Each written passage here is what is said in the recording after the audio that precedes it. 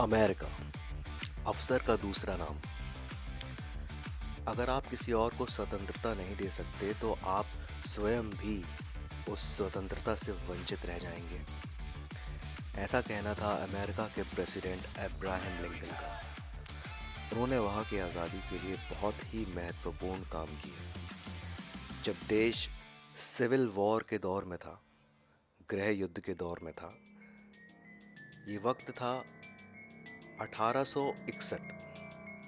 Abraham Lincoln 1860 में president of America बने। उसके बाद उन्होंने मोर्चा संभाला। उन्होंने बहुत सारी मीटिंग्स की।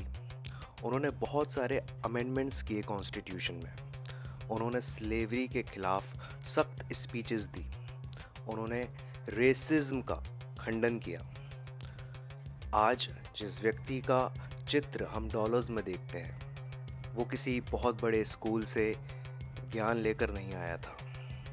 वो किसी बहुत बड़ी यूनिवर्सिटी का पढ़ा लिखा नहीं था, लेकिन उसने जो ऑर्डर्स दिए, उसने पूरी अमेरिका की आर्मी को प्रभावित किया। उसने पूरे गृह युद्ध को प्रभावित किया। उसने लोगों को बताया कि स्लेवरी मानवता का खंडन है। 1861 में सिविल वॉर के खिलाफ इमेंसिपेशन प्रोक्लेमेशन की घोषणा की, जिसने उस युद्ध को एक मॉरल डायरेक्शन दे दिया। अब ये बात सिर्फ पावर या ज़मीन की नहीं रह गई थी। वॉर से सिर्फ बच्चे अनाथ होते हैं, औरतें विधवा होती हैं। ऐसे स्टेटमेंट्स लेके लोग हर जगह खड़े हो गए। उस दौर में यूरोपियन फिलोसोफर कार्ल मार्क्स के विचार बहुत तेज़ी से आगे बढ़ रहे थे। वो बात कर रहे थे कम्युनिज्म के बारे में, कैपिटलिज्म के बारे में, कि अमीर अमीर क्यों होता जाता है और गरीब गरीब क्यों होता जा रहा है।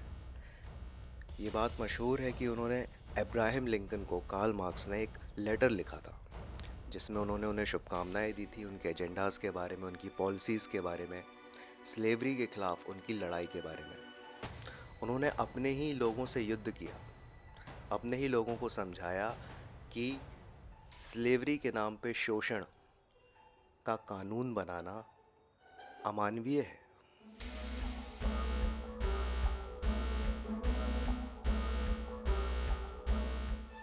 अमेरिका को बहुत ही तेज़ी से मुक्ति मिल गई, ऐसा हम नहीं कह सकते, क्योंकि रेसिज्म की जड़, रंग भेद, नस्लवाद की जड़ें अभी भी वहाँ थीं।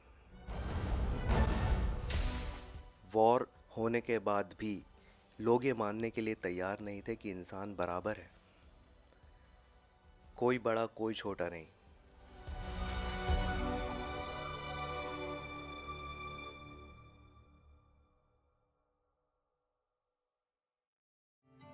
A nation divided, a house split in two.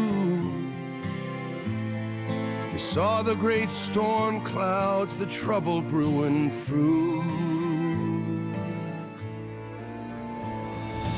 Long live Lincoln, the honest man's name.